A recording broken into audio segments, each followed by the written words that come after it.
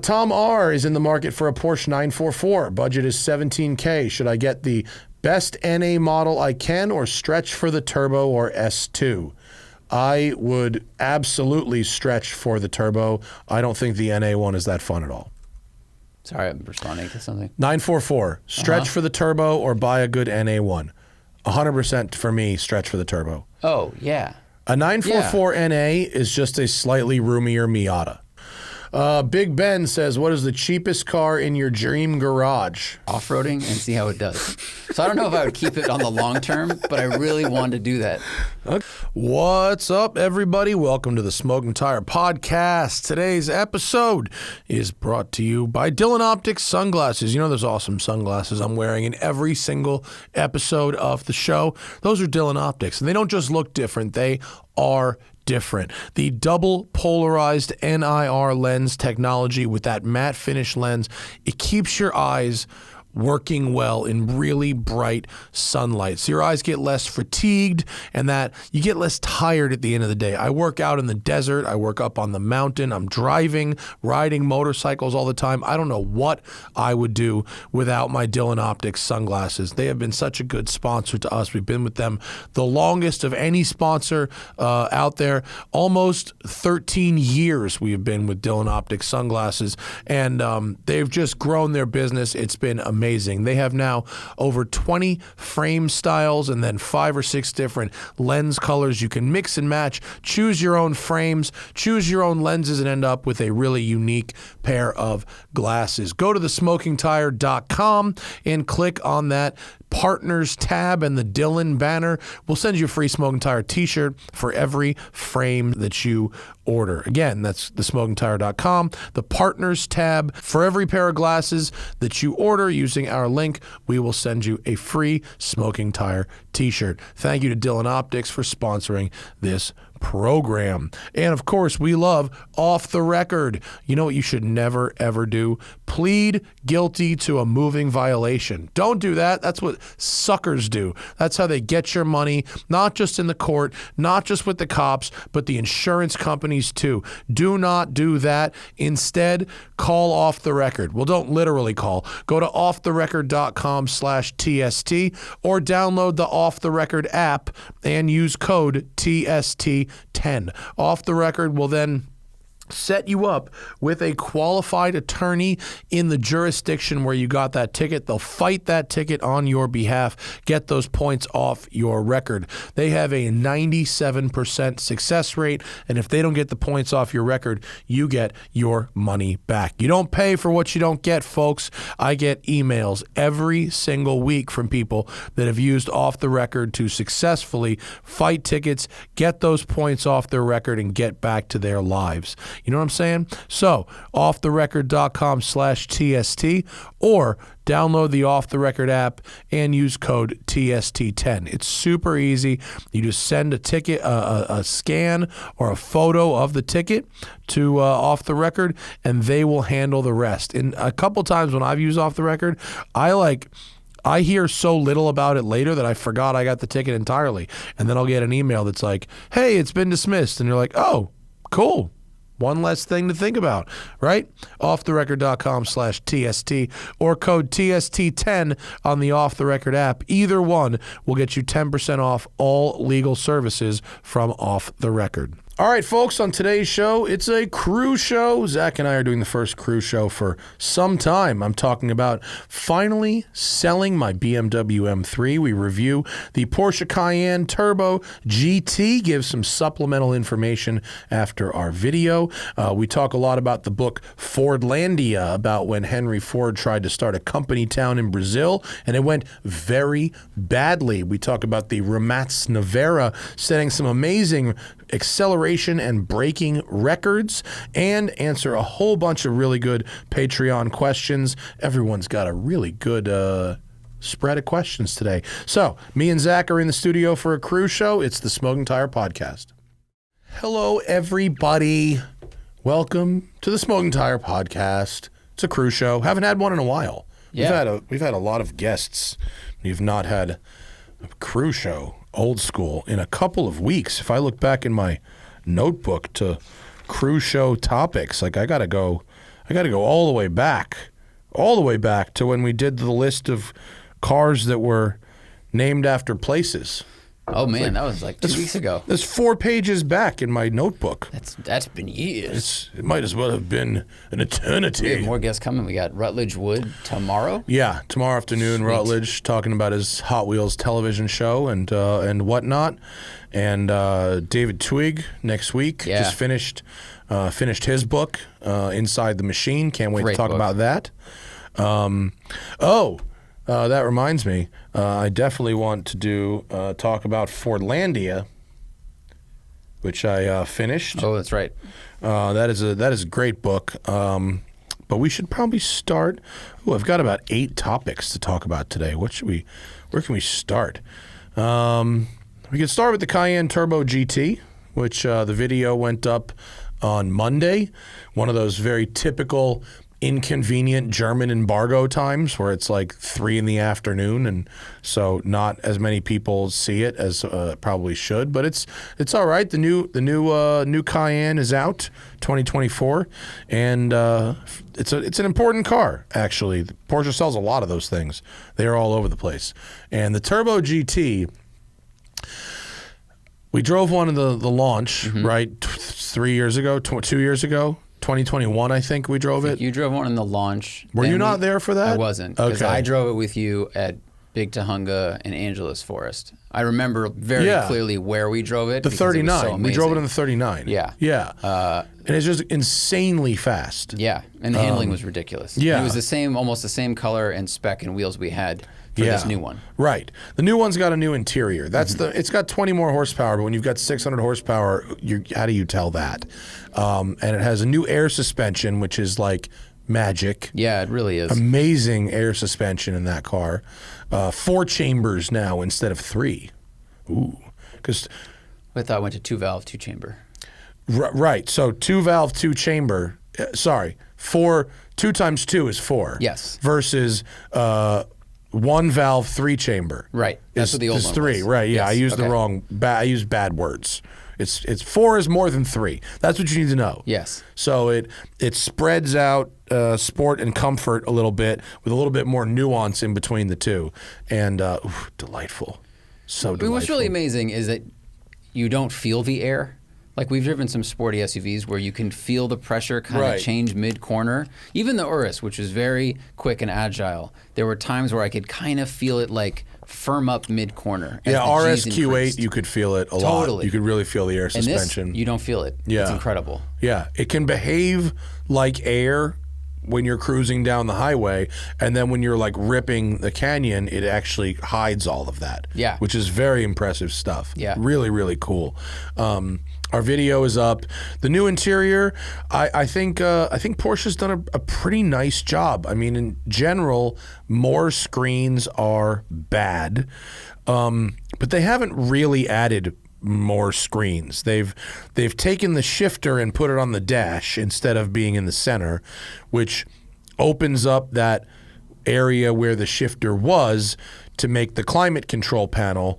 But the climate control has mostly buttons, toggle levers for temperature and fan speed. And it has a scrolly wheel for volume, a click scrolly wheel. And so you are able to do a lot with buttons and not touch screens. Yes. So they haven't really, I think that they found a pretty decent balance there where it's not overly reliant on the touch screen, even though there is a big touch screen. And this photo that Zach has brought up is not it's a good example of what the interior looks like, but the Porsche, because this is a press photo, has chosen to display the screen with all the mostly identical looking icons on it, rather than the home screen, which has blocked off areas of usefulness that are pretty well divided. True. I was trying to just highlight down here in the center console. You can see there's like these 4 very nice like aluminum, like almost diamond etched buttons, so you get a lot of grip on them. Yeah. And those are the things you use a lot, which are HVAC, fan speed, and temperature control. Yeah, and the curved gauge cluster screen, which comes from the Taycan, is pretty cool because it does not have a binnacle over it, which you would lead you to believe that you get a lot of glare, because in the past, a traditional binnacle would then have a plastic lens protecting gauge clusters, traditional gauges, and they kept the binnacle when going to an LCD screen, but Porsche has sort of figured out how to make an LCD screen that doesn't need a binnacle and still somehow resists glare. I don't know how they did it. Yeah. Like, my iPhone in the sun is like unreadable. Yeah. I think it's also a little bit broken. But normal iPhone in bright sun, you have to like tilt it a little bit. And this thing just auto adjusts so perfectly. It's really incredible. And the result is actually that you can move the steering wheel a little more and still see more of the gauge cluster. So it's a pretty good design. Yeah, it also just opens the cabin up a little bit. You can have this kind of hood thing. Yeah. And it might mean, I don't know, because we didn't drive the car at night, but I wonder if it means you could turn some of the brightnesses down and still have it be as effective. Ooh, I hope so. That would be good. I mean, that's a good LCD screen for me is when I can turn down the brightness. My night vision's not messed up, but it's still clear. And then the cheaper ones, it tends to kind of just be shining a flashlight in your face. Yeah. And on this photo, it shows the optional passenger screen, which, again, I think Porsche, I know why they did it, but they made a kind of a bad choice here, because the photo we're looking at, it looks like it's showing like the Netflix home screen, some kind of video streaming, which apparently passengers will be able to stream content. Correct. Which I don't love that, but okay, fine. I wish they'd showed it as a co-pilot screen where it's the nav controls or something. Just this picture. But see, to me, I think it's silly. Like with Ferrari or the other companies, putting the nav controls and the volume in front of you, I think is dumb, because the center screen is a 2-inch further reach. Like, it doesn't actually give you any think advantage. They do it so that the passenger could make changes while moving. They still need to lock out the keyboard and stuff while moving. But why can't they just have, there's an airbag sensor in every passenger seat. I'm with you, but that's common sense. You can dedicate, if there's a passenger, then you can open the keyboard. Gotcha. But maybe it gets around maybe some if rule. that screen is somewhere the driver can't reach at all, then that unlocks functions while driving that the driver, for whatever reason, could not want. You don't want the driver to access. That's the only thing I could think of. And in other cars that have had that, it's been where the passenger can type in stuff while driving. That makes more sense. Yeah. Because the way it's presented in marketing materials from Porsche other companies is now the passenger can change these things. They don't say because the driver's not allowed to change these things while you're moving. So I think that's why they do it. Okay. I hope that's why they do it. I hope so too. Yeah. Otherwise, it's just like it's a gimmick. Yeah. And I don't really care. And I don't care about the streaming part of it, but that screen, the passenger screen, allegedly, we didn't have one in our tester to try out, but allegedly it's got some blocking thing on it so that the driver can't see it. I saw it in the B-roll shot, like the camera, when it was basically where the center console would be, the camera could not see the screen. It was blacked out. Yeah. And as it moved over in front of the passenger seat, you could see the screen. So it seems very effective. Yeah. It'd just be weird if you were driving and someone was watching a show and you could hear it. Yeah. But then they can see it. Back in the day when I was in college, I had, I used to sell mad drugs, and I used that money to buy a bunch of shit. Guitars, bongs, lots of bongs, so many bongs. You can use more than one at a time. Custom made fucking bongs. My bong collection then was like my watch collection now. Custom shit was dope. Smellier. I was friends with glass blowers all over town. And a dope system for my Mercury Mountaineer that involved TVs in the headrests and the Alpine flip out. And when I drove cross country, I had the DVD player in the car, and I had Sopranos and Law and Order box sets, and I would be able to, and I don't endorse this behavior, but I would throw on the Law and Order was the best to watch in the car while you're driving across the country, because I used to watch a lot of Law and Order, and I'm very familiar with the characters' voices, and it would go dun dun, and you could look down and it would say where the scene was. Right. Dave's apartment, dun dun. Looked okay, we're at Dave's apartment, and then you could listen to the conversation. And then you like a 40s radio show Yeah. where it's like here's a crime dun drama. trial part 42. Okay, now we're here, and Sopranos, their voices were so distinct that I could really listen, and I'd seen it a million times, so I could listen to it without having to watch. So with certain types of content, it's okay, but like I wonder if the passenger could have like connect their own headset. Ooh, and do it that way. And then they could have an independent audio source. That would make sense. Yeah. So, bottom line, new Cayenne, mid-cycle refresh. It's pretty nice. Also, the S model is a V8 now. It was a twin-turbo 6 for a minute. I guess people wanted the V8. So you can get a V8 now.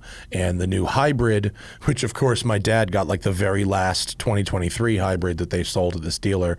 The 2024 hybrid has a bit bigger battery pack and a bit more range. I think it now, instead of like 35 miles of range, it has 48 or something like that. Okay. So it's a slightly bigger battery pack. And there's a few little body tweaks. They've re-sculpted the hood a little. Oh yeah, the headlights are a little different. Yeah. The hood's You'd have different. to park one next to the old one to really tell the difference. The new one, I would say, just it's if you turned up edginess 5%. It's a little bit more hexagon on the lights instead of being very round. Sort of like oblong. Yeah, but still, I mean, especially in the Turbo GT, so much to like. So much to like. Very it's 200 impressive. grand, so it better be so much to like. Oh, someone commented, because we complained about lack of lumbar. They said that you can get an 18-way seat as a no-cost option. Okay. And that has the lumbar. Got it. That makes. Even as I said that, I knew it would be available. You can get 18-way seats in a GT2 RS if you want, but I didn't know it was no cost. That does make a difference. Yeah. So the one they gave us was the Nürburgring spec weight savings, one. But okay, good to know. In my opinion, it should just be standard, but fine. Just the small lumbar, not because the they gave us the window sticker of the one we were driving, and it didn't say like no cost lightweight seat lumbar delete. So that's why I didn't think of it. If it didn't. I didn't know to ask about that, but that's a good note. We also spent some time with our buddy John Ward and drove his Icon Bronco, the 100th Bronco they've built, which we'll save that for the next show when we have the video. Sorry, I don't want to get to, but Icon is dope. They're fucking dope. They just make amazing things. They just do great stuff. Yeah, he's a great creative brain at the helm. Yeah. He's the guy you want. I mean, I'd love to see him and Rob Dickinson from Singer in this. Like Top Gear did with all them hypercar guys. I would like to see Peter Nam from Gunther Works, John Ward, and Rob Dickinson together in one. I think let's make that panel that happen. would be a good one. Yeah. Who else would you put on there? Maybe one of the guys. I would say maybe Detroit Speed, but they're not. I mean, they're certainly in the chassis and handling department, but they're not. It's not a total creative thing. No offense to Kyle Tucker and his team. Who else is doing something? Maybe things? I mean, I could say carbon fiber again, same kind of thing. Maybe I would say maybe the Ring Brothers, but all their stuff is one off. They don't have a series build. Maybe go with motorcycle manufacturer. What's his name? Oh, Arch, the Arch guy. The Arch guy. Not Keanu, the other one. The Arch guy, or oh man, what's not the guy's name? Roland Sands. Yeah, Roland Sands. Roland Sands. Yeah, because he's someone who also paid attention to the engineering of things, but then the materials and the aesthetics. Or and all Rod that Emery. Shit. I mean, Rod Emery, at the risk of having three Porsche people. Yeah, but that's who's doing that though? Porsche people, Is anyone doing it with?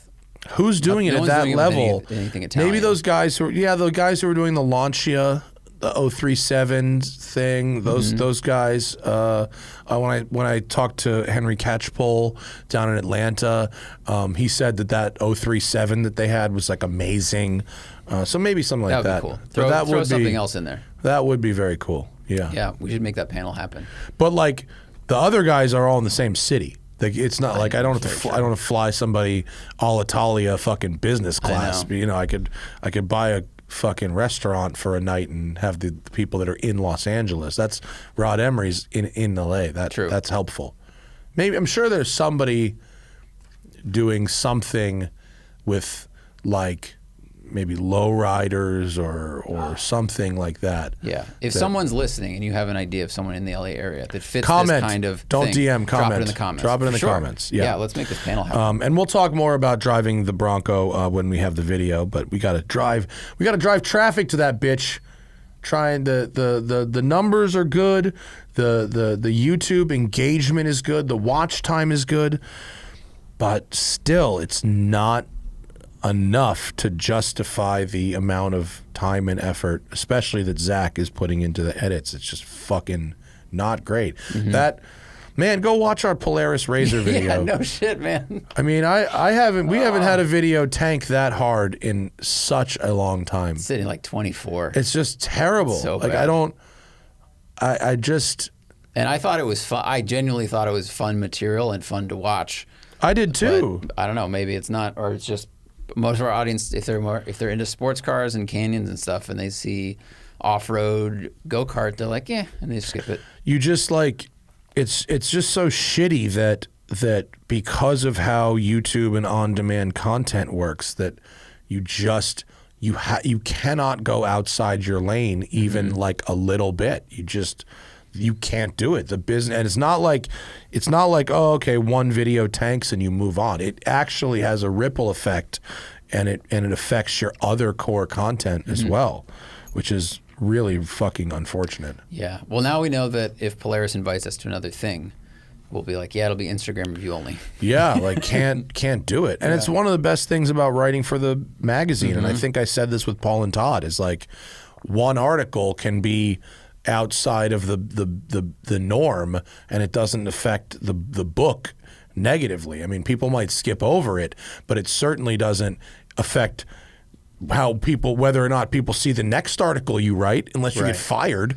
Well, but the book also has a wider world that it has built for itself over decades, and we've kind of focused on performance stuff for 11 years, and so that's just the audience we have, and that's what YouTube thinks that we should make. We should cover. It's the same thing. People keep asking us to get like motorcycle guys on the podcast, and we've tried to put motorcycle guys on, and it's fucking tank city.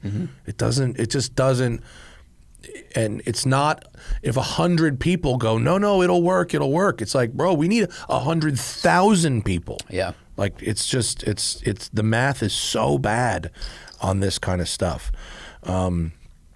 It's frustrating. It leads to, I wrote feeling overwhelmed on my list for today too. It leads to that. We're probably 4 or 5 weeks away from opening West Side Gardena, and I have this whole page on the left here is items that need taken care of in order to open the other store. And that, like, writing articles for this next issue of Road and Track that's coming out, like we've got to be making videos, recording podcasts. I filmed 3 days a week last week. It was really tiring, including a transit to Palm Springs and back. And it's just like, I had like a fucking full-on panic attack yesterday because I was just so overwhelmed by the lists of things that needed doing, and they were totally disparate. Write 1,000 words on this. Watch the cut for this. Can we plan these next 3 stories for this? Is the insurance lined up with the building?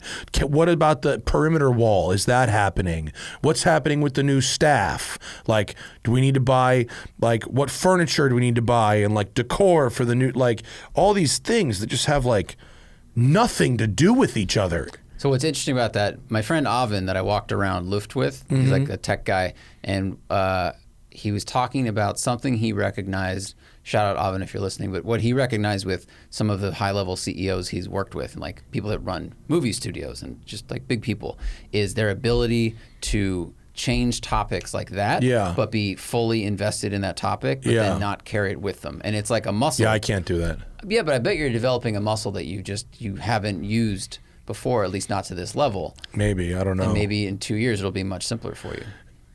I'm not saying My it's easy father at all, because writing is creative, and you need to set your brain in this mood of like emotion of driving this car and what was it like. It's a very almost like amorphous kind of time, and then you have to go to logistics of it's like hard math versus art versus a mix in the middle of watching a cut. It's a lot of different things. Yeah, I mean, it's like it's management, and then it's paperwork, and then it's legal, and then it's insurance, and then it's deal with the city, and then it's negotiate with the neighbors, and then like, oh, write this beautiful piece of prose about a 90-year-old car, and then it's answer all these emails, and I have a real hard time not treating every incoming thing as like the most important thing. That's true. Like one thing my dad does really well, I mean, I should say that my dad's very expensive and worth it assistant does, is every bit of incoming information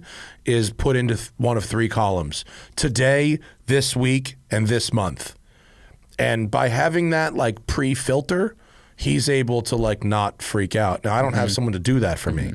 And I also don't have a good sense of like, how important is this really? Does this need to be done right now? Does this need to be done today? Can it wait 2 or 3 days? Because I have this deep, deep insecurity and fear of inconveniencing others. So I always like, if I email someone and they don't get back to me for 2 days, I don't get mad. But if they email me and I don't get back to them in 2 hours, I feel like I've let them down. Right. Which is like a terrible way to live, because you're going to have a fucking aneurysm. Yeah. But it's like, that's what my week has been. So trying to deal with that. People sent us some things. Hold up real quick, folks. Got to take a podcast ad break for the Blackview DR770X box. It's the ultimate dash cam choice for drivers and fleet owners looking for maximum stealth and security. It's designed with not 1, not 2, but 3 cameras and a lock-protected recording unit. Blackview's DR770X box dash cam provides great video night and day, inside and out. This dash cam features front, interior, and rear cameras that connect to a lock-protected box recording unit, which can be easily hidden in a glove compartment. Thanks to the full Sony HD Starvis image sensors in all 3 of the cameras, you can rest assured you're getting the best video quality under any light, and the interior camera can record even in pitch black with its infrared LEDs. The main unit's key-operated locking mechanism protects the micro SD card as well as the cable connectors, and all 3 cameras are designed for stealth install, and they also include their own locking mechanisms to restrict the rotation of the cameras and prevent unauthorized persons from unplugging the video cables. Great for fleet owners. The DR770X box models come with a new wireless button that allows users to trigger event recordings manually. The DR770X box is available in 2 variants: the standard with the regular rear camera and the DR770X box truck, including the external waterproof infrared camera. Blackview DR770X box series dash cams are a perfect solution for individual drivers such as taxi or rideshare and fleet owners. Check one out for yourself. Go to blackview.com/TST. That's BLACKVUE.com/TST to learn more about the Blackview DR770X box dash cams. Use promo code TIRE to get 10% off any Blackview dash cam or parking mode accessory with free shipping for orders over $200. That's Blackview, BLACKVUE.com/TST and code TIRE for 10% off any Blackview dash cam or parking mode accessory. And thanks to Blackview for sponsoring today's podcast. People, we got a couple gifts. The Bedrock Winery up north. Shout out to them. Sent us a case of wine. Big boxes showed up. Yeah, couple big boxes. Shout out to Bedrock Wines up in Sonoma. We met the dude Chris, I think he's one of the founders at Luft, and he was like, "Try my wine," and I was like, "All right." So he sent us a bunch of fucking wine. I haven't had a drink in 2 months. Tomorrow will be 2 months, so I'll save it and I'll get to it eventually. Did you try any yet? Not yet. Okay. No. Well, you'll have to give us the report. And then we were talking about pens a couple episodes ago. Someone listened and sent me a very nice Parker rollerball pen. Appreciate that. And I want to talk about Fordlandia real quick, because I think there are so many parallels between Henry Ford and where he started and what he became, and Elon Musk. And I know some people really like when I crap on Elon Musk, and some people are really tired of it, but just fucking deal with it. The book is called Fordlandia, The Rise and Fall of Henry Ford's Forgotten Jungle City.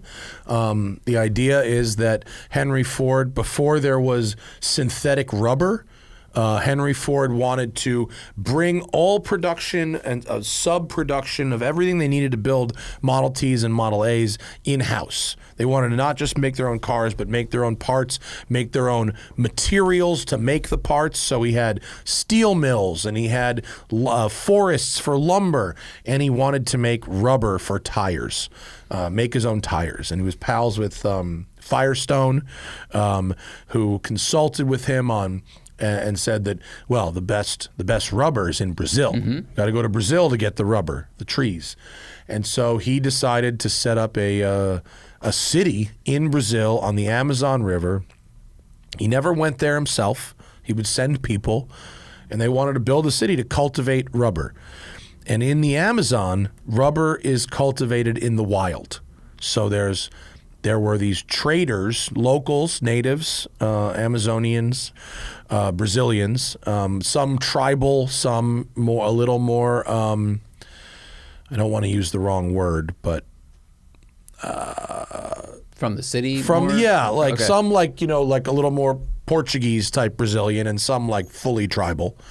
And they would have like routes that they would walk through the woods, and there'd be like 5 to 10 rubber trees per couple of acres, and they would tap them. They'd run a lap. It was like 5 miles loop, right? And they'd tap them in the morning, and then they'd do another loop in the afternoon and collect their rubber, and then they would trade it with locals.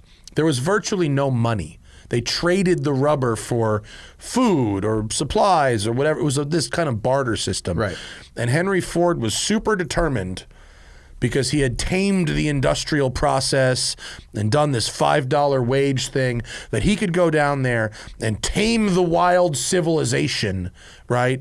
And pay everybody a living wage and pay them in money, and have a big rubber farm and cultivate like farming like they would do here, where it's just rubber forests. He was going to be a disruptor.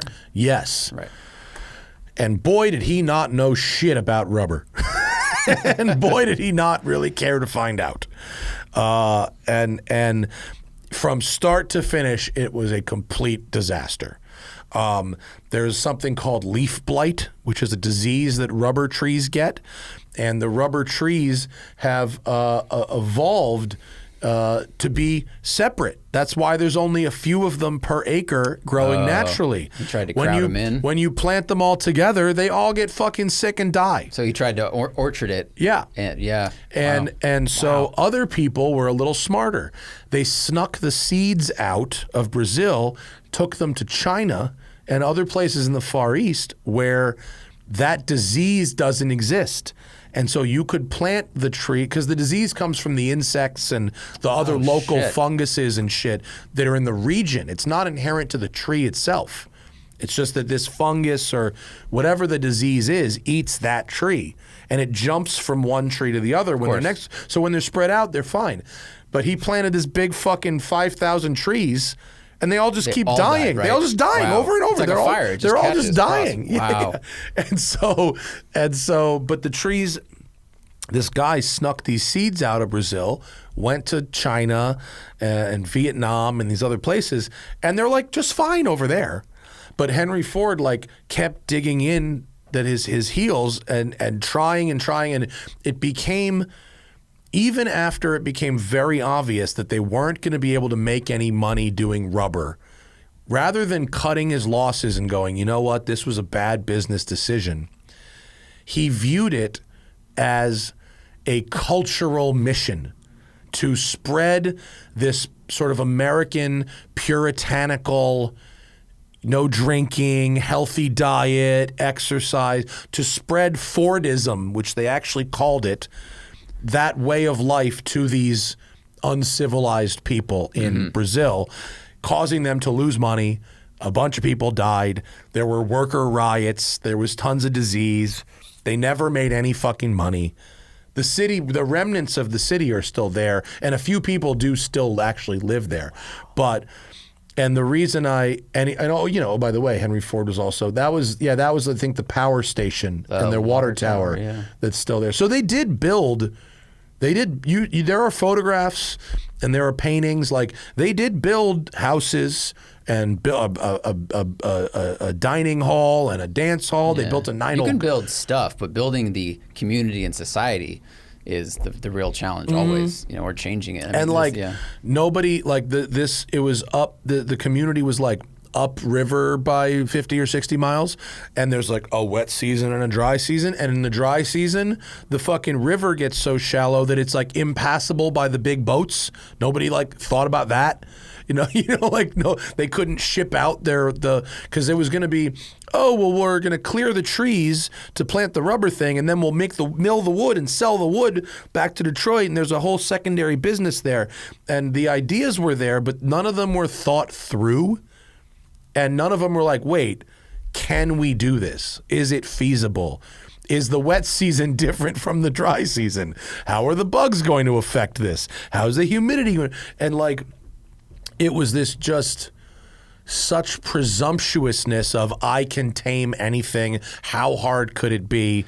Does this sound familiar? Well, it sounds familiar for the last thousands of years. Right. Like this is every, you know, a lot of Catholic missions went to some place. Yeah. Christian missions went to some place.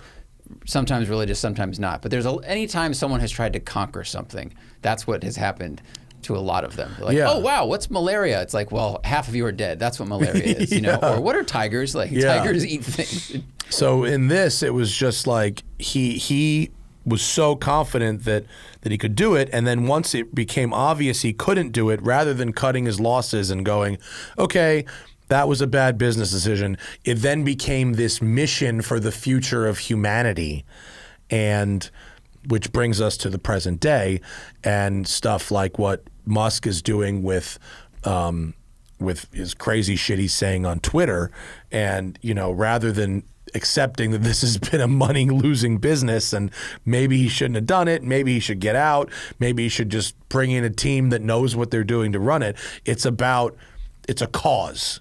And so well, he's got a new CEO. He's brought in a new CEO. Right? We'll see what this person actually does, and if this person actually has any real power, you know, but you know, he's been on a real anti-Semite train the last week on Twitter. It's George Soros shit. I mean, just fucking crazy town. Jesus. And also, by the way, Henry Ford, massive anti-Semite, published in a newspaper that came with cars called the International Jew, and it wasn't let's just say friendly, pro. It wasn't really? It wasn't pro. It wasn't Soccer Weekly. It wasn't pro the spread of Judaism, and. So anyway, the book is a really, really interesting read, and if you are up on your current events and what's going on, there are a lot. I mean, Henry Ford, like he earlier in his life, he did a bunch of things that were like objectively pretty good. The building of cars, the standardizing of processes, the invention of certain things, but building planes. World War as II, he became the richest person in the world, megalomaniacal, thought he was indestructible, thought he was invincible. People literally worshipped him. He started drinking his own fucking Kool-Aid a little bit and thought he was like, you know, for lack of a better term, like the Messiah, and the future of civilization was up to him, and thought that everybody should live how he wanted to live. Well, and he became a fucking lunatic. You know, I'm imagining like the psychology within one person. Like when we have small successes, I think it leads us to have the confidence to try new things, right? Like if you build a small business, banana stand, like no joke. Yeah. You go, okay, well, I have another idea for a business, and I did that. Like maybe I can figure this out. Like you know, your first step. I'm sure you've had this experience. The first WCCS makes the second one feel a little easier, and then maybe a third one. They keep telling me that. I have yet to find that out, but okay. Well, you have confidence. It's no longer this daunting thing of this is impossible, right? So But if you extrapolate that all the way up to you're one of the richest people on the planet. Yeah. But now you also can fund your crazy ideas. Yeah. And if you you're surrounded by people who really only kiss your ass. If you have that and you're just too egomaniacal, then it goes way wrong. Yeah. You have enough money to fucking try anything and stick with it far past where it's not working. Because Mark Cuban, for everything I know, is the example of someone who he's the good angel. He's made a ton of money, and now he has the prescription drug thing, which is saving people tons of money. And I mean, a really I think good job. I think he's an imperfect person for sure. Of course. But he's not like completely off the fucking deep end. He still seems reasonable. Yes, and what he's done with a lot of his money and success, at least right now that I'm aware of, is he is opened this generic drug company, pharmaceutical pharmacy that is like slashing prices, which is a big problem in the United States. Yeah. So he's taken his money, and his big idea was, let's change prescription drug pricing. Whereas Ford was like, I have all this money now, I'm going to change the entire world by making a rubber plant. Yeah. Which is wild. Which is just... And completely ignoring the fauna and the culture that is in Brazil and the Amazon. He's like, it'll be fine. And it'll be easy. Even stuff like the homes where workers lived. Like the locals down there had a style of home that they would live in. It was pretty rudimentary. We're talking about 1920s in fucking the jungle, right? So hand built. Jungle homes, right? Leaf roof, probably. Yeah, like made of local materials and pretty basic. But he demanded that they lived in the kind of homes that you'd find in the Upper Peninsula in Michigan. And so they're building these fucking houses that like trap the heat and humidity in. People hate them. They don't hold up to like torrential downpours for 6 months. But he said, we need you to live like us. We can't, this won't work if people come down here and it looks like there's a bunch of Brazilians living here like in huts. That's no good. It's gotta be like we do it. Mm-hmm. Even though it's like people live in this style of house because it stays cool in the summer and water drains off it. It's like, just not listening to locals or real experts and hiring, your own quote experts that really just tell you what you want to hear. I mean, just fucking craziness. That's incredible. Yeah. That's like, what was a documentary about? It was a Chinese company that took over the American manufacturing company. And it was a culture clash. Yeah. But they didn't change the houses they lived in based on the architecture where they lived. Like, this is ignoring thermodynamics and basic climate understanding. And like, wow, what a miss. Yeah. And I mean, just over and over and over things that are like, if you just ask the people that do this why it's done this way and not just assume they're like uncivilized fucking, idiots. Yeah. Because they've been there for hundreds of years. Thousands of years. They figured it out. Yeah. This isn't their first idea. This house is not their first idea. This is not V1. Yeah. That's crazy. Hubris. Yeah. God damn. Hubris and all the money in the world is so bad. Dangerous combination. Yeah. And there's no one to stop you from going full fucking, what you might call edgelord in the modern times. Yeah. Just fucking nuts. So great book. Really recommend it. It won a bunch of awards like 10 years ago. And absolute crazy town with a lot of parallels to what you'd see in today's, not just with Musk, but with anybody running a company that has really too much power and also like long-termism and visions of like that kind of stuff, where rather than have an elected government decide what is best for people, be like, no, I'm a billionaire, so I get to impose my will on everything. Just fucking nuts. That's crazy. And then also go to Google Maps, not necessarily you, Zach, but if you go to Google Maps and you search Fordlandia in Brazil, it does exist. You can see where it is. Yeah, go zoom out a little bit so you can see where it is on the map. So it's about 100 and something kilometers in. It's in the fucking middle. It's in the middle. It's in the middle. It's in the middle. And That city, Santarem, I don't know how to pronounce it correctly, but that was sort of the staging area. That was an existing city. It was one of the biggest. Like a shipping port? Yeah. Okay. And so everything would get stuck there because the river would dry out and it wouldn't be deep enough to get. So that'll be Detroit. So they either had to be easy. they either had to unload the big boats onto small boats to get them up there, which would take forever, or they had to wait like 6 months. It's gonna be no problem. Not a problem at all. We're just gonna bring the boats right in there and get the trails. How come the river's a lot lower now than it was 2 months ago? And think about the speed of communication from the middle of Brazil to Detroit in 1920. Weeks. It's gotta be weeks. To get a letter. Like you'd send someone a letter, it'd be like a month before you heard the back. carrier's getting eaten by a jaguar on the way. Are you crazy? That's fucking nuts. I wish I really did know how long it would take to get a letter from A to B. Is there a calculator? I looked up history of the telephone and telegraph in Brazil. The line was finished in 1886. Oh, but there might have been able city? to. Yeah, you might have been able to send a telegram. Maybe. Yeah. They talk in the book. They talk about letters a lot, but maybe there was some form of electronic communication. There was. I just want to see which city it was in. I mean, probably not that Santarem. one. I don't know. Yeah. But can you go to zoom into Fordlandia and see if there's is there any kind of like satellite imagery that you can that we could see?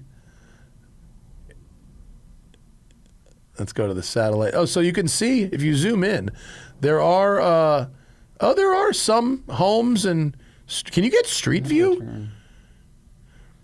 Street view. Can you get the Avenue Principal? That's Main Street. And the streets were named after. They must have renamed them. They used to be called like literally like Woodward Avenue and shit like that. It does look like there's a few things though. There are a few things that are still there. Crazy, right? Yeah, wild. Is this a real bar? Yeah, there is. There's a bar. There's a restaurant. So there's still there's town a market. Happening. It just at one point there was like 7,000 or 8,000 people living there. And I mean, and you can see the streets are a grid. Like they were, it was laid out like a grid. There are still markets and restaurants and whatnot. Yeah. But it just, the industry that they were trying to plant there, yeah. I guess just that failed. And it looks like you can see the remnants of what might have been the golf course. See all the cleared out jungle there? Oh my God, they made a golf. They did. They built a 9-hole golf course. What? Imagine the snakes and gators and things. Dude, playing golf in Florida is But dangerous. according to the book, the golf course was decent. What does that mean? I don't know. What is it? Decent for Brazil in the 20s. What kind of grass did they have? There were photos. Bluegrass? No. There's photos in the book of the golf course. Did they plant grass? It was probably kind of like the golf course at Catalina. Nice, I'm sure they made that considering- just so that the executives that were sent down there had something to do. Well, they were trying to do. I mean, they had like a movie theater.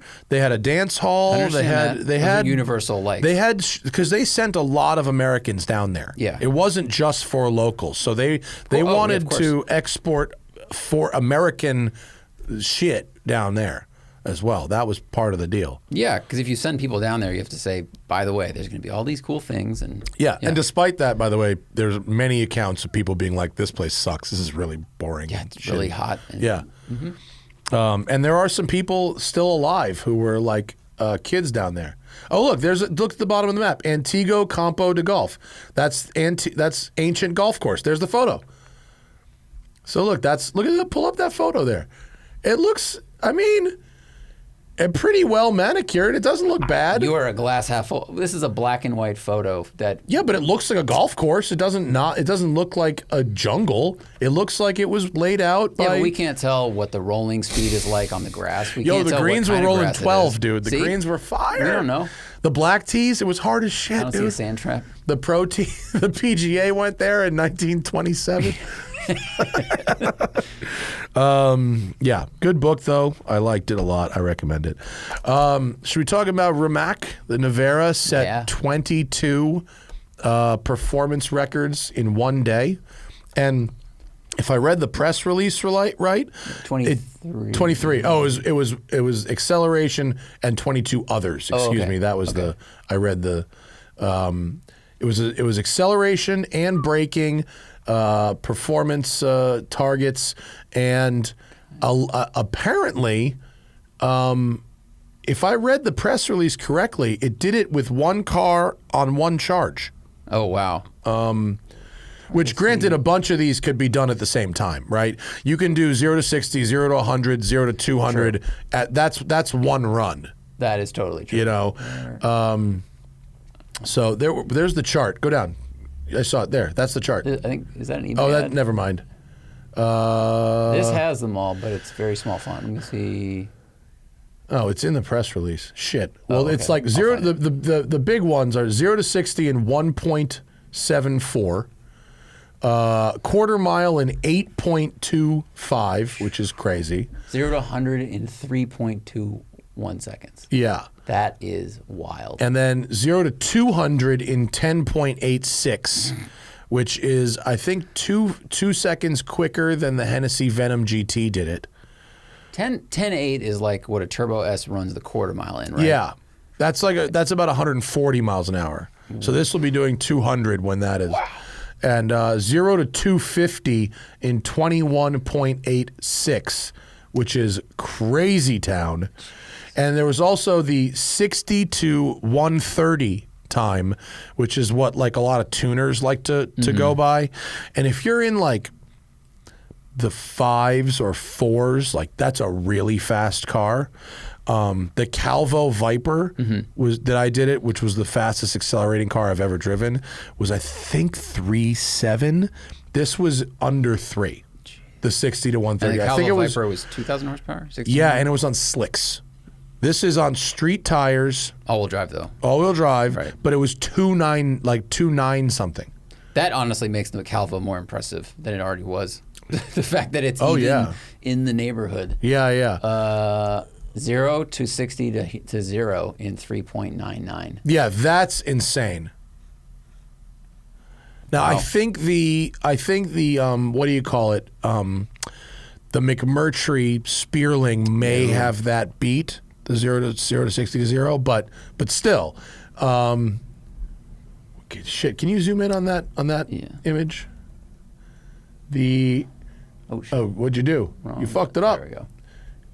The 0 to 60 to 130 was 2.99. I've never seen anything in the 2s. That's wild. That's just insane. Standing mile, 20.59 seconds, which I've never seen it done in time. I've only ever seen it done in miles. Yeah.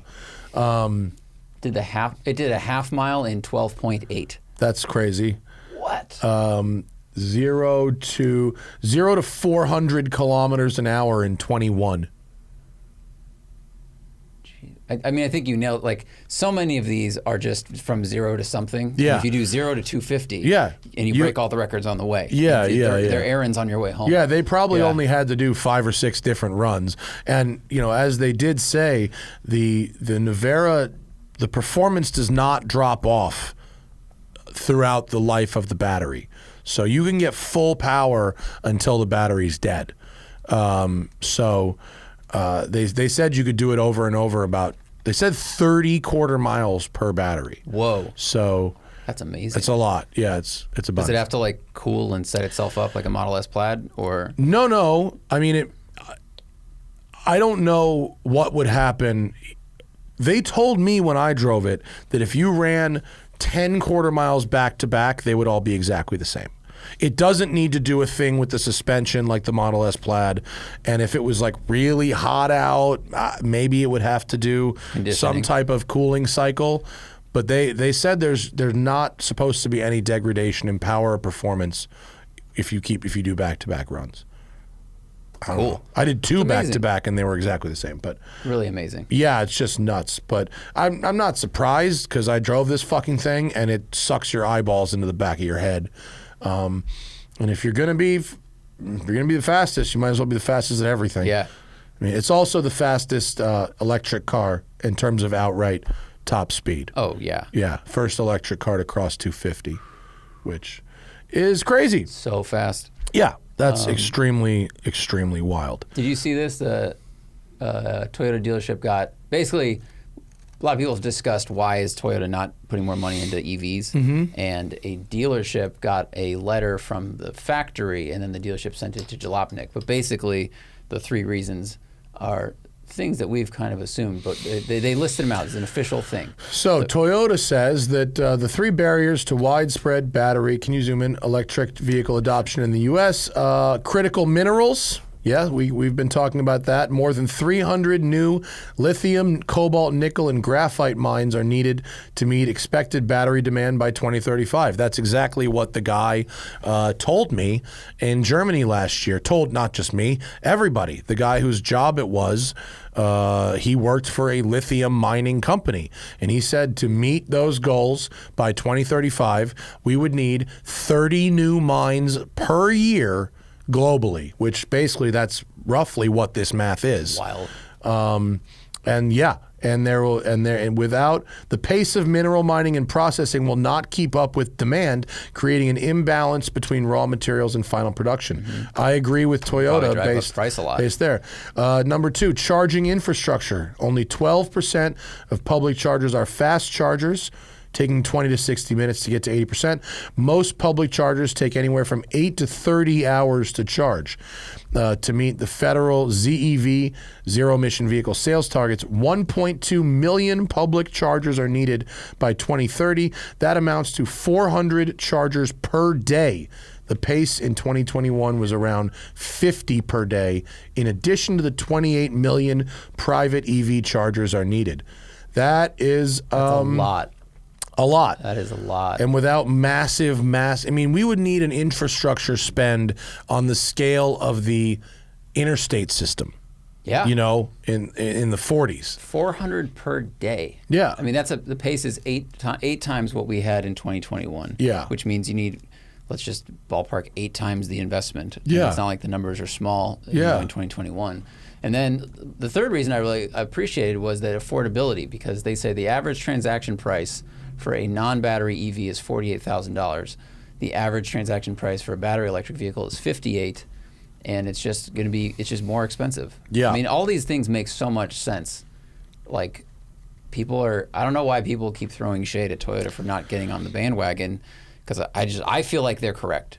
Yeah, and Toyota sells a bunch of cars that have batteries in them. They sell plug-in hybrids, but just like Ali said, you know, when he was here talking about his range extending semi-trailers, is that we can use technology that we have now to drastically improve the efficiency of vehicles today, right, without an enormous infrastructure investment. Yeah. And we can make more change now while everything else slowly catches up. And by forcing consumers into full battery electric, or forcing commercial operations into full battery electric, you're creating a situation that is not tenable in the near term. And so, and also they've committed to reducing their facility carbon footprint by carbon neutral by 2035 at the facilities. So between the plug-in hybrids and hybrids they have, which have reduced carbon footprint a huge amount, I forget what the number was, I read it earlier, but then also reducing carbon footprint at the facility, like, you're still pulling a lot of CO2 and shit out of the air. And as we've talked about before, these EVs that have huge battery packs, the things weigh 9,000 pounds, the cars weigh 9,000 pounds. The amount of battery in that, if you could put that into like 10 Priuses, you are pulling way more carbon and other greenhouse gases out of the air than you would by just giving one person this super EV. Yeah. It makes it, there's so many ways it makes sense mathematically. It does make sense. And my next daily driver car will probably be a plug-in hybrid and not a full EV. Not because I'm making a statement, but because I am either driving, or Hannah is either driving short around town trips, less than 40 or 50 miles a day, or 300 miles in a day to Vegas or San Francisco or San Diego and back, or whatever. And I have no problem plugging in at home, and I don't really like the public charge network, and I could still end up with net, you know, a vehicle that gets a net of 150 or 200 miles per gallon, which is massively efficient and not in any way inconvenient. Yeah. Yeah. I filled up today, it was $76, and I was like, how many times would I have to charge and drive a volt to equal this? It's still a lot. I'd have to do it for like 2 years, but. To equal, wait. Sorry, the amount of money I spend on gas. Yeah. $76 a tank. Yeah. The amount to even out the price of buying a used Volt for like $14,000. Like it's pretty significant. That's the problem is buying a car just to save gas takes years. Yeah, unless you, I know you're not going to do this, but unless you were to sell the M3 to pay for that car, so your net cash outlay was very little, and you're trading one car of equivalent value for another, and you're fuel efficient, well, now you're talking. But yeah, you wouldn't get rid of the M3. So for you to spend $15,000 on a used car to save $76 every 2 weeks, right? Yeah, that doesn't make sense. And, I know. Yeah. So that's but for a lot of people that if you're talking about having one car, that does make sense. Yeah, or if you're rolling over a lease, or you're trading in your commuting whatever appliance, like it makes so much sense to go plug-in hybrid. Yeah, totally, absolutely does. What else you got? That's a good one. That's the last thing I have is I teased it a bit on the Everyday Driver show, but I am going to be selling my M3. I'm going to be selling it on Cars and Bids. It's not the right car for me. It's actually too nice. It looks perfect. It is perfect, and therein lies the problem. Yeah. As it turns out, it was a good idea to buy the best possible one I could find, which, as far as I could see, was the best possible one anywhere. But the idea, I have so many cars that I can't drive them all anyway. And the idea of having a car that I have to use so much care for to drive, like, there are people that are so rich that they don't care. They could drive this car and they don't care. I'm not that. I can't really afford, nor do I want to, drive the value out of the car, which could be done. And so there are certain things about, it's not the mileage, which is very low, but it's like things like the fact that the steering wheel looks like it's never had hands on it. That leather, it still has the original like wrinkle finish, whereas every other M3 on Earth it's shiny because it's been touched. Right.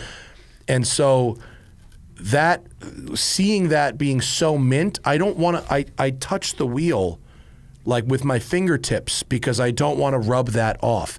The seat is so perfect that I put on sweatpants or mesh shorts rather than my jeans and a belt to drive it. Like just shit that is like, if I'm going to have a car, it cannot be this precious. Yeah. You know? And I would also say, in my opinion, if I was going to have a car that precious, I would need it to be something more exotic and interesting. Like a fucking F40. Right, exactly. It would. Yeah. Because this is supposed to be a do-everything driver car, GT, road trip, blah, blah, blah. It's a very well-balanced machine. So you can't do that with it. It's a car that does all those things well, but I don't want to do those things in it because it would be possible to drive the value out of it. Yeah. And so I don't want to go on a 2,000-mile road trip, and I don't want to use it as a daily. And meanwhile, underneath, it's the same car that you literally use as a daily. Like, it's a great car. It drives beautifully. Like, they did everything right building that car. It's one of the best cars BMW ever made, if not the best car. And it's one of the best examples of that car. And so, but for me, like, it actually has become a chore because I can't not sweat over it, and it's just dumb. Whereas literally my Ferrari, I will hop in it, dirty, sweaty, I don't give a fuck, like beyond the basic like keeping it running good and washing it, like it's got enough wear and tear that the little things don't matter, and therefore it's very nice to use as a car.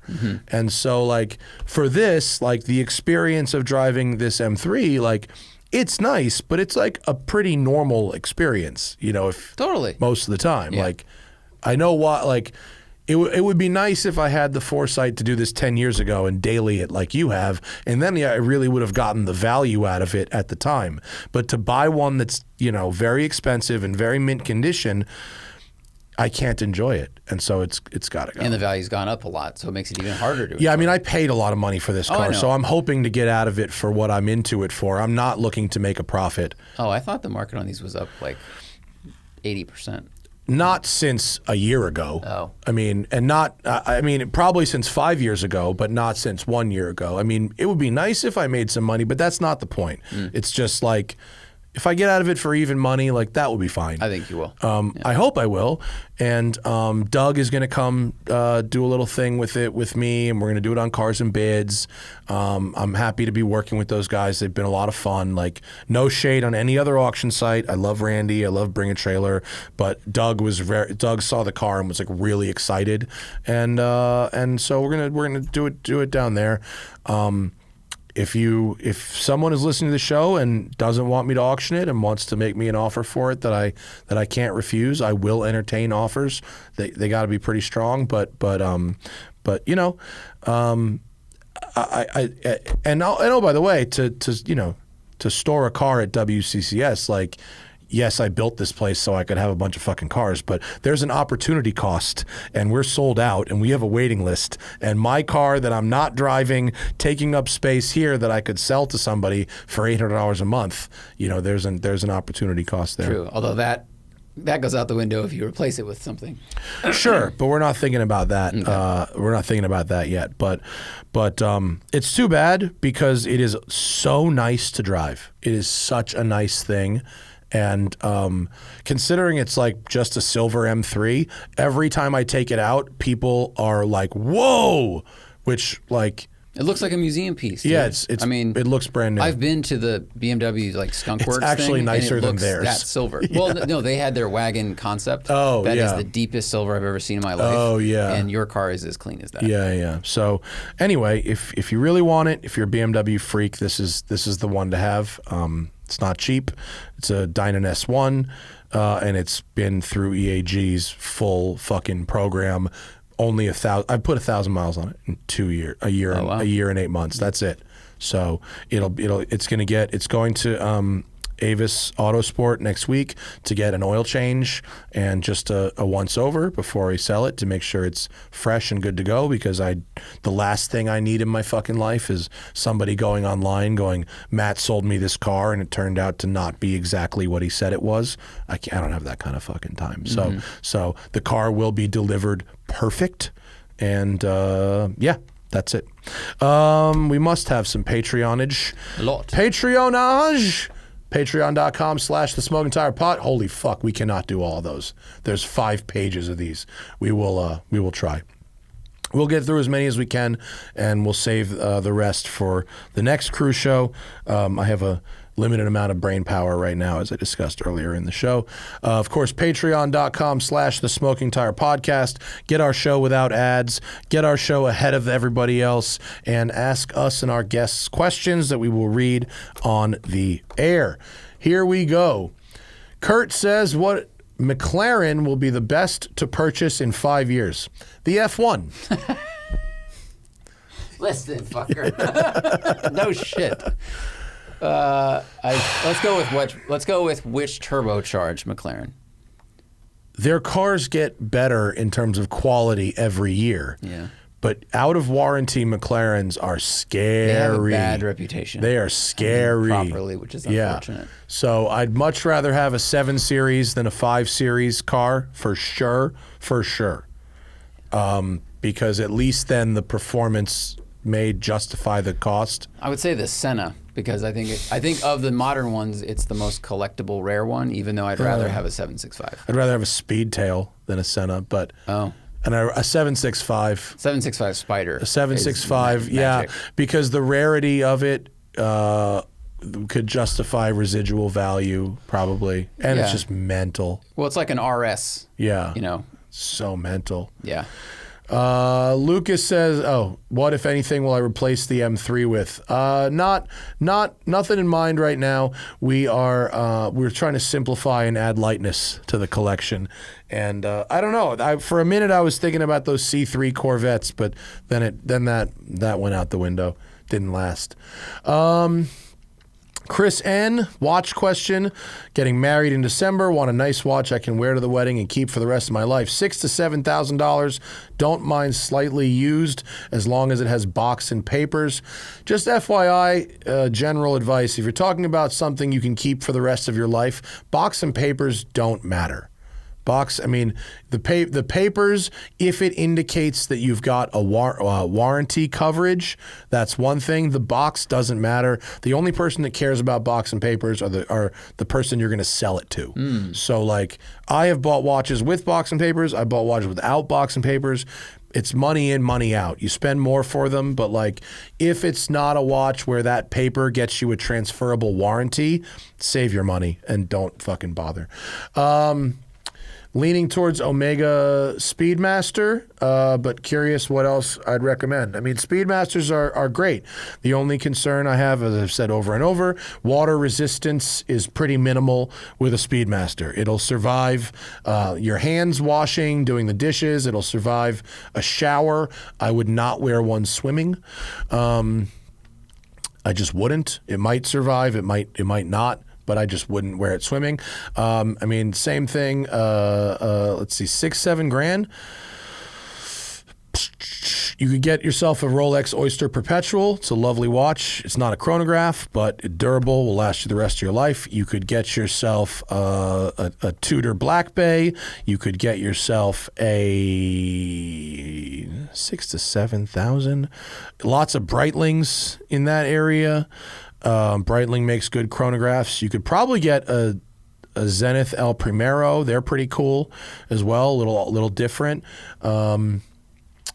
But Speedies are unique. I mean, if you think you will like a Speedy and you try it on and you like it on your wrist, they're great watches. They'll last forever. They've got that moon connection. The dials are pretty cool, and you'll definitely get watch guy cred if you go with the Speedy. So if you think you might like a Speedy, it's a great choice. Just beware the water. Ryan says, we always hear about the best track car for $30K. How about the best car to put in a 6 stereo and run around town? I'm leaning towards a BMW 535i wagon with preventative stuff done. What is the newest 535 BMW that you could put a stereo in? I mean, the E60 has like iDrive and a built-in stereo. Like, I have no idea. You could an E39, but you could put in a stereo. But like, I don't know what modern cars you can like put a system in. Well, I genuinely don't know if you can just take the speaker grills off of a new car and replace the speakers with something higher quality, and if the computer will talk to it. Like, maybe you can, maybe you can't. I don't know. Yeah, like, I'm not if you're talking sure. about putting a deck in, forget about it. You can't. I don't think you can do that anymore. There's too many things tied to the computer. Yeah, Porsche just came out with a replacement head unit for Cayennes. Remember Byron had put one in his in his Cayenne, and that's pretty nice. CarPlay, like good speak, good amp built in, but like I think I have no idea. Yeah. The fact that he says put a 6 stereo in is what really throws me off, because like I genuinely don't know what cars you could put a 6 stereo in. That are new. It's a broad question. I remember when I was looking at stereo stuff for my car. And my car is 20 years old, and Crutchfield had an article where they rewired an E46, and they were like, "This is not easy." Yeah. They had to take every interior panel out, and they were just trying to like do a different head unit and get rid of the built-in computing system. So before you jump into a car, you have to decide what does 6 stereo mean to you, and look at some forums or talk to some audio professionals to see how complicated that process is. That might be your guiding star. Yeah. I mean, otherwise, for $30K, I mean, you could get a Volvo wagon that would be really nice, like a V70R, used. Was the Acura the TL wagon? Was it TS wagon? TL, I like that thing a lot. Actually, I mean, stock, you could get an RDX A-Spec with the ELS factory stereo. That's awesome. That's true. That's like totally underrated. Lovely little car. Yeah. They're or an MDX, RDX or MDX. Just do that. Both have the ELS. Drop it on bags. Yeah. And then you have a Slam wagon. that shit on bags. Then you have a wagon. Tony Rodriguez Salgado, budget of $50K. Very common question. More fun, daily and sometimes track. 981 Cayman or GR86. If I'm talking about driving experience for driving experience, I'd rather the Cayman every single day. Caymans are they're just better. But as we've said over and over, they are expensive to maintain. Yeah. There's a lot of shit you got to take the engine out to do. Are GR86 $50,000 now with markup, or are they still? That seems way I would over. not spend $50,000 on a GR86. No, get one for 40. Yeah. Or 35. Yeah. Like, yeah. But these are the two options he's presented: a 981 Cayman or a GR86. I'd rather have the Cayman. If it's even money, I agree. Yeah. Yeah. But just you need to have money left over because they're expensive to maintain. Yep. And even the newest 981 Cayman is 7 years old. 718, isn't that 2016 or is it 17? I forget. But you're talking about a car that is likely out of warranty, coming out of warranty. 981 was from 2012 to 2016. Yeah, okay. So you're talking about 7 years, 6-7 years minimum, right? So it's going to need stuff, and some of that stuff is going to be expensive. So just so you know, Tom R is in the market for a Porsche 944. Budget is $17K. Should I get the best NA model I can or stretch for the turbo or S2? I would absolutely stretch for the turbo. I don't think the NA one is that fun at all.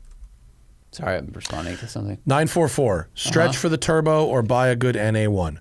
100% for me, stretch for the turbo. Oh, yeah. A 944 NA is just a slightly roomier Miata. Yeah. How much power does that make? Not a lot. 200 maybe? Like, not a lot. No, the turbo is a special thing. And the turbo, like, it's fun because it's a turbo. Yes. Like, it actually feels like it goes pretty quick. And it has better brakes and better suspension and stuff.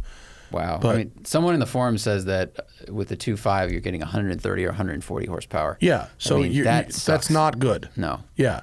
I would definitely, I don't think the NA 944s are, the problem with the 944 is that because it's a Porsche, it makes you think of something that it isn't. It's like, it's a good car. They're for what they were, they're made pretty well. They look nice. They are at home at a Cars and Coffee. They're fun to drive, but like front engine, rear drive, 2+2, like not remotely unique in that space. Yo, true. Whereas a 911 even or a 912 even is like a unique driving experience. Porsche's the only one doing rear engine cars like that. Yeah. They're not the only ones doing 2+2 front engine with horsepower. Yeah. And so like for $17K, like you could buy a C4 Corvette. Like a nice one, like a 93 to 95 C4 Corvette coupe that will drive better. Yep, and cheaper to maintain. Yeah. Mods out the wazoo. Yeah, I mean that's a really good platform. Yeah, those cars can be very fast. But and the overall experience: front engine, transaxle, hatchback, 2-seater. Like it's not a totally different, dissimilar experience. So like I like 944s, like they're fine, but the one that's not the turbo, like that's a slow car, and it's not an experience that you can only get by buying that car. And I would expect that parts will still be expensive. They are. Yeah. Yeah. Forget it. Yeah. I remember I tell this story all the time, but I borrowed my friend's 944. I didn't borrow it. He went to go serve in Afghanistan and left it with me. And it was a turbo. Fucking nice one. Really nice one. The first time I drove it, I got rear-ended at a red light. And the tail lights and the hatch had to be replaced. And that almost totaled the car. That hatch must be and very by the way, expensive. it took the guy's entire fucking deployment to get it fixed. It took like 3 months to get a hatch out of Germany. Jeez. And it was like $8,000. So like I had to beg. Fortunately, he was covered by, I think it was Haggerty, and I had to he was in fucking Afghanistan. I had to tell like this car is actually like collectible. It's not just like a piece of shit. It was a family heirloom, like all this stuff, and they did a great job fixing it. But like it was almost totaled from a very minor condition that did not affect it in the least mechanically. Imagine driving something with 140 horsepower and then you get dinged and the bill's $8,000 for a hatch. Like that risk and reward is just not there for me. Yeah.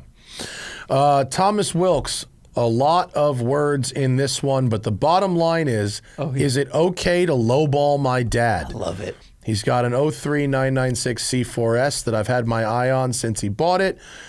He's just done a bunch of service. He's open to the idea of selling it to me. 109,000 miles, manual, mint condition. He bought it for $28K. The market has appreciated on these cars. He proposed 38.5. I'll need to sell some things. Planning on offering 32. Okay. Couple questions. Is it okay to lowball your dad? Yes. He does not have to sell it to you. You could tell him what you can afford, and maybe he'll hook you up. He's your dad. Hopefully, if he's not financially too strapped, you know. Also, just FYI, like, I don't know what your dad's financial situation is, but he could gift you the car, and it becomes. There are one-time gifts that you can do. Oh, you mean tax-wise? Tax-wise. I don't know if you're going to have any kind of inheritance, if he's putting money aside to leave for you, what state you're in. There might be what they call a death tax. Casually, it's not really called estate taxes. But there are ways to transfer wealth tax-free, one of which would be him giving you the car. And he could say that it's worth what he wants it to be worth to the appraiser. So that's just something to keep in mind. Is that why you're the CEO of Ralph Lauren now? That's why everything's in my name. Yeah. But interestingly, my good friend just bought a 2003 996 Carrera 4S. It had 46,000 miles on it, so less than half of what this car has, and he paid 40 even. Is this Musto? No, this is Santo, my physical therapist. Oh, yeah, he just got that car. Yeah. Right? Black, manual, C4S, 46,000 miles, and he paid 40. So for 109,000 miles, your offer is much, much closer to the market value of the car than what he wants. Does that thing need any kind of engine work at 100? Well, he just had a water pump replacement and valve cover gasket. And but these don't need... I know it's not an air-cooled car where they need the top. I don't know the service needs of this car per se, but if it just had a big service, let's assume it has had what it needs in the short term. Mm-hmm. Your offer is more close to market value than his asking for sure. I do not think it's bad to lowball, and in fact, I think you should propose a tax-free vehicle title transfer one-time gift as part of your estate. Assuming your dad doesn't need the cash. Maybe he does. I can't tell. Well, if he does, then you could do that and be like, I'll give you 30, but if we do this transfer, then he doesn't. Then neither of them has to pay sales tax. That might benefit them. Yeah. Like if his dad sells the car, does he then have to pay tax on that sale, depending on the state? If he sells it for more than he bought it for, then he has to pay a capital gains tax. Right. Yeah. So if they do a transfer and he gives his dad the money, or if he sells it to you for less than he bought it for. Take a loss on the taxes, but not have to pay a capital gains tax. And then you just Venmo him the difference. For sure. Yeah. Make sure you tag it drugs in the Venmo history. Alex Hay says, how does it feel being major players in an evolving field, meaning car YouTubers? I understand the common theme for the need to monetize your audience and have more control over your own destiny, but how does it feel to be among the pioneers for these forms of media? I don't think about that really ever because there's it's hard to appreciate yesterday because what happens tomorrow is so important, and because you always have to be creating and you can never just sit back and go, look what I've done. Easier to do that here at the shop where I can look at these big ass lifts full of cars. It's more like the thoughts are more like what are the young people doing, and do I not want to keep up with them? And is YouTube going to turn the algorithm away from us, and we're not going to be able to pay our mortgage anymore? I don't think there's as much control over the direction as maybe there was 15 years ago and before that on TV, because anyone with a phone can make any kind of show or content they want, and if it will find one audience member and they like it, it could find 2, 4, 6, and just extrapolate. So I think the tides just kind of go where they're going to go. Like we've seen, like the car review tide was strong, and then the crazy build was strong, and then there's like the shitbox challenge thing, and like now all of these have their own audiences, and the audience is just going to go to whatever they enjoy. So I don't think pioneers can really direct things. So whether whatever we would want to see happen doesn't really matter. Yeah. Scott McDonald is in the market for a GT500, but is a fan of the Brittany Blue, but not the $50K markup on the secondary market. Thoughts on vehicle wraps to change the color? We were just talking about this. Fucking wrap it. Yeah. Like, whatever. I don't have, I don't have any thoughts. I mean, I think you should have a car that's the color that you want it to be. And there's nothing wrong with a wrap. It protects the original paint, whatever the original paint is. And, they're kind of expensive to get a good one. They are. That's the only. And by the way, wrap, I'm just looking at a picture of a GT500 right now. That wrap would be a bitch. Look at all the small sections and creases and angles and vents. That wrap would be expensive. I think to wrap that whole car, you're probably looking at $8,000 to $10,000 in a wrap that's of the quality that you would want in an investment. Not one of those cheap, shitty wraps they put on Teslas. They do the three. Everyone gets a white Tesla because they only like free color, and then they wrap it because it's a 3-year lease and whatever you make it. And they're kind of like garbage quality. They get the cheapest one. It's like $3,000-$4,000. I think for a GT500, that's a hand cut, really quality. You're probably looking at expensive, especially if you want that good material that looks like paint. Really expensive. I mean, I think if it's $50,000 more for a Brittany Blue one versus any of the other colors, then obviously buying a different one and then wrapping it, it's cheaper. Yeah. Buy it for the wrap will last 5 years, 10 years. Yeah, that's fine. Yeah. But but if the delta between the color you want and the color you can get is like $8,000, then you just spring for the extra $8,000. Yeah. Michael Cosgrove, compare the RS5 to the current M4. I'm going to table that one because I have an RS5 press car right now. I just got it yesterday, but we're going to have a video about that, and we will make sure to bring up that point in the video. Jordan Hodes, would you ever consider doing a video comparing a current normal car with a 20-year-old version of the same model to show how far normal cars have come in that time? It's not what people come to us for.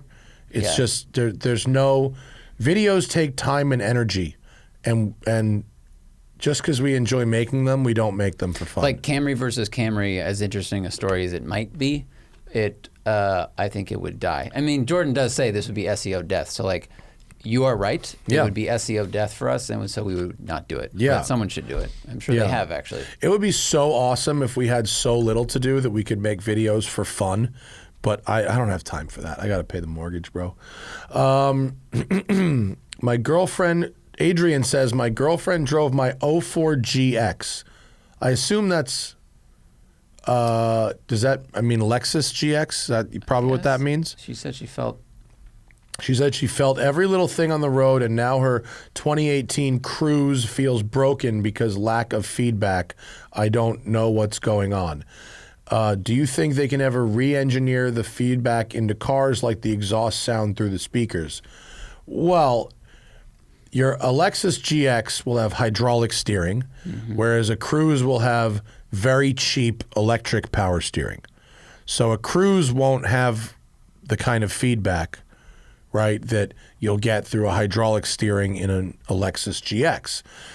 If you drive a car with very good power steering, it will have feedback.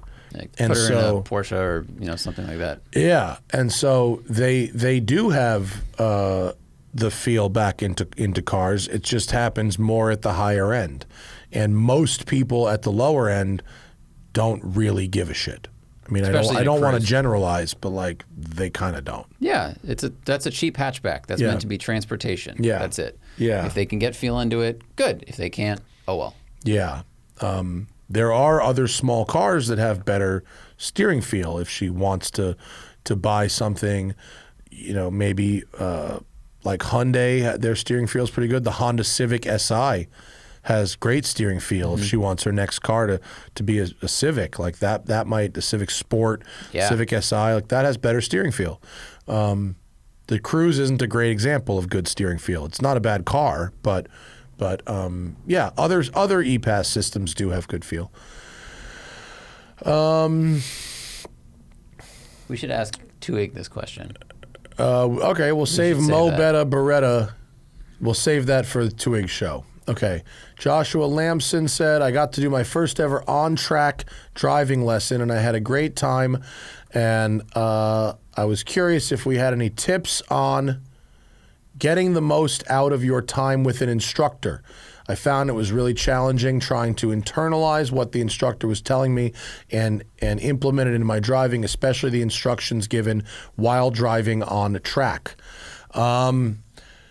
I don't like being instructed while driving. I like when the instructor watches me drive and then we have a debrief and then I go back out and do it again. Now, in a lot of schools, if you're a beginner, especially, the instructor has to ride with you. So maybe you could say to the instructor, like, look, I don't process what you're telling me while I'm driving. So if I'm going to do something dangerous and terrible, stop me. Otherwise, let me drive, and then when we stop, we can chat about it, and you'll process information better. And I think the instructor will probably be okay with that. I think great advice. And something that comes to mind is, you can tell them, like, I don't mind pitting every lap to go over what I did. And, you're going to lose, like saying, like, I don't mind losing drive time by 30 seconds. Yeah. Like, but if we can pull into pit after a lap, and then you can tell me, and then we can go out and I can try to apply one lesson, then come into the pit again. Sure. That's another way to do it, where then you're learning while you're stopped, and then you can try to apply it immediately instead of, like, wait till lunch break to get the assessment and go back out. Yeah, for sure. Also, if you run video while they're teaching you, you could then analyze that video during the lunch break. Yeah. Especially if you wanted to invest in some type of telemetry, maybe depending on how serious you are, then you could really analyze it. But you don't need to spend a lot. There's a lot of stuff that phone apps where you can do basic telemetry that works good enough for instruction. Yeah. David says, can I speak on the advantages and disadvantages of what it was like to have a 4-car tandem garage? We're building a new home and we're interested in this layout. Yeah, my old house in Venice had a tandem, so it was 2x2. Not ideal. I mean, it's the advantages are it's better than a 2-car garage, and it's better than nothing. The disadvantages are that sometimes you have to shuffle cars, and you have to walk past 2 cars to get to your other 2 cars. So we would park the two collectible cars in the, quote, front, and then the 2 daily driver cars behind them. And so when you're carrying groceries and stuff and walking back and forth, you're always walking past those other cars. You might scratch them or something like that. You can pretty much guess the advantages of disadvantages. I'm not trying to duck the question, but yeah, you have to shuffle cars sometimes. That can be annoying. And you have to walk past cars you may not want to be walking past if you're afraid of scratching them or anything, and that can be risky. And as soon as I opened West Side, I took those cars out of the tandem and I put them here, and I used that garage as a 2-car garage, and then made some room for motorcycles and bikes and other kinds of shit. A 2-car garage, I think a 2-car garage with lifts is better than a 4-car tandem. Really? I was wondering about that, because if you have the lifts, you still have to walk around the lifts to get into those 2 cars. Right, but you're not walking around the paint of your other car. Very true. My cars got more scratched by groceries and shit I was carrying than they ever got scratched by driving. Now, what do you think about if you had a 2-car garage and then you just have the driveway? So the cars you use a lot, you keep in driveway. Yeah, keep them outside. Collectors inside instead of lifts. Yeah. Well, because then you're not walking through the garage to go inside. You're going to walk to the front door. Right. That's what we have now. Now we have daily drivers outside, and then we walk in the front door. So I would rather have a 2-car garage with 2 lifts, which is what I hope I'm not blowing up his spot, but that's what Segura's got in Texas, and that seems like a pretty nice little setup. versus the tandem. Yeah. Matthew Franchak, cross-shopping a 2023 Civic SI and a 2023 Acura Integra manual. Is the Civic sound system good enough to save me $12,000? And are the adjustable dampers on the Integra worth it? I never drove the Integra. Zach, can you speak to that? I never drove the Civic SI. The dampers were really nice. I mean, the settings were distinct. You had sport, you had comfort, like you could tell a big difference. And the sound system in that was pretty good to 80%, I think. It lost a little bit at the top end. But I think if the seats are just as comfortable, I would save $12,000. Like, yeah, I drove the Civic Si on the launch, so I only drove it for about 4 hours, and most of that time I was filming. So honestly, even if I listened to the radio, it was for 20 minutes, and I couldn't tell you. I just don't know. The Civic Si was a great car for the money. I think it looks great outside. The interior is the same layout and shape as the Integra. The Integra just has real or fake aluminum touches and like slightly different seats. Yeah. But I would just go sit in the Civic Si and listen to the stereo at the dealership, and if you like it, then save $12,000. Yeah, for sure. Yeah, I'm sorry I don't know, but yeah. Big Ben, $75,000 one car solution. 1 part Pacific Northwest commuter, including snow, 1 part kid hauler, 1 part canyon carver. Okay. Does a 1-car solution exist? Oh, yeah, at that price point? Dude, I mean, RS3. Yeah. RS3, Macan GTS. Yeah. I mean, for sure. Golf, well, no, not Golf R. Golf R might The not. interior's too terrible. Yeah, not at 70. $75K gets you into an RS3 or a lightly used Macan GTS or Turbo, a lightly used X3M for sure. I think that the X3 was awesome, but too stiff. A little stiff. I'd rather the Macan. Yeah. Yeah. Even if it was just the Macan S. I would go Macan because if it snows a lot, having ground clearance is your friend. RS3 is really cool, but man, my STI was too low for Colorado snow. Yeah. It was a problem. Macans are sweet. I'd like a Macan GTS. That's nice. Big Ben says, what is the cheapest car in your dream garage? No limit to money and no limit to garage space. You can have every car you want. What is the cheapest one in the stable? I don't know. Dream garage? I think I'd probably like I don't know, like a Myers-Manx. That would be something that would be fun to have once in a while. I would still have an NA Miata. And I don't know why I still want to have a Geo Metro. Why? I want to beat the shit out of it and take it like off-roading and see how it does. So I don't know if I would keep it on the long term, but I really want to do that. Okay, well that's fine. Yeah, you're allowed. I mean, short overhangs. I've thought it through. Yeah, I think. I mean, let's call a Myers-Manx, a $25,000 or $30,000 car. Maybe it's a little more, but I mean, if I would have an $8,000 drift beater for sure. I mean, you could go real low, but it just depends. If money in space was no object, my drift car would be a little nicer than that. Oh. I mean, it wouldn't be like nice. That's true. A good missile is still 15. Yeah, that's a good point. Yeah, you'd have a $10,000 engine and gearbox in it. That's true. Yeah, sequential. Tom Rosenbaum says, "Do either of us have an oddball car on our driving list? Something weird or French like a Citroen SM. I did a video with a Citroen SM with Alex Roy's car. Brass era cars like Duesenbergs or Tuckers. Yeah, I mean, I would love all kinds of weird old brass era shit. I'd love to do a Duesenberg. I'd love to drive a blower Bentley. Yeah. I'd love to drive like an old Rolls Royce Silver Ghost. I'd love to drive early.